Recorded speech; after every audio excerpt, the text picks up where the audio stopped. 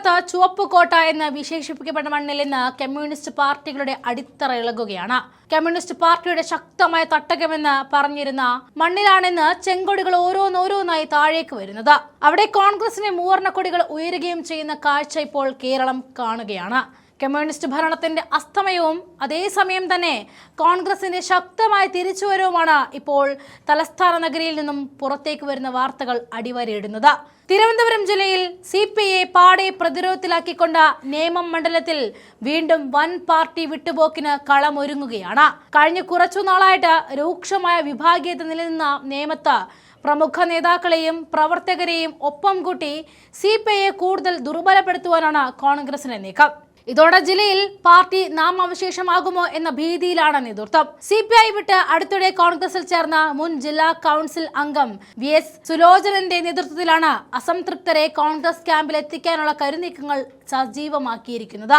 Attukal local കമ്മിറ്റിക്ക് കീഴിലെ branch assistant സെക്രട്ടറിയായ ജയൻ കഴിഞ്ഞ ദിവസം രാജിവെച്ച് കോൺഗ്രസിൽ ചേർന്നതായിട്ടാണ് ആ വാർത്തകൾ വന്നതിന് ശേഷമാണ് ഈ വലിയ പോരിന് തുടക്കമായത്. സോഷ്യൽ മീഡിയയിൽ അടക്കം ഈ വിഷയം തരംഗമായതോടെ CPI നേതൃത്വം പ്രതിരോധത്തിലായി. ജയനെ സംഘടനാ വിരുദ്ധ പ്രവർത്തനങ്ങളുടെ പേരിൽ നേരത്തെ തന്നെ പുറത്താക്കിയെന്ന് വ്യക്തമാക്കി local secretary Shibu K Surendran വാർത്താക്കുറിപ്പ് ഇറക്കിയെങ്കിലും പാർട്ടിക്കുള്ളിലെ അതൃപ്തി മറച്ചുവെക്കാനായില്ല.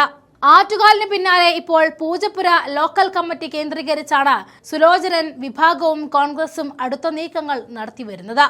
AITUC നേതാവായ പ്രമുഖ യുവ വനിതാ നേതാവ് അടക്കം പ്രദേശത്തെ മുതിർന്ന CPI നേതാക്കളുമായിട്ടും പ്രവർത്തകരുമായും സുലോചൻ നേരിട്ട് നിരന്തരം ചർച്ചകൾ നടത്തുന്നുണ്ട്.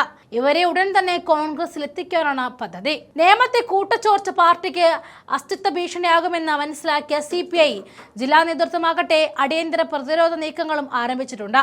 ചോർച്ച തടയുവാനായി നേമമണ്ഡലത്തിലെ എല്ലാ ലോക്കൽ കമ്മിറ്റികളിലും പാർട്ടി ക്ലാസുകൾ എന്ന പേരിൽ മുഴുവൻ പാർട്ടി അംഗങ്ങളുടെയും യോഗം പ്രത്യേകമായിട്ട് വിളിച്ചു ചേർക്കാനും ജില്ലാ നേതൃത്വം നിർദ്ദേശം നൽകി. അപ്പോഴും സുലോചനൻ കളി തുടരുകയാണ്. പാർട്ടി ക്ലാസിന്റെ മറവിൽ യോഗം വിളിച്ച് അസംതൃപ്തരെ നേരിട്ട് കണ്ട് സംസാരിക്കുവാനും ചോർച്ച തടയുവാനാണ് ശ്രമം.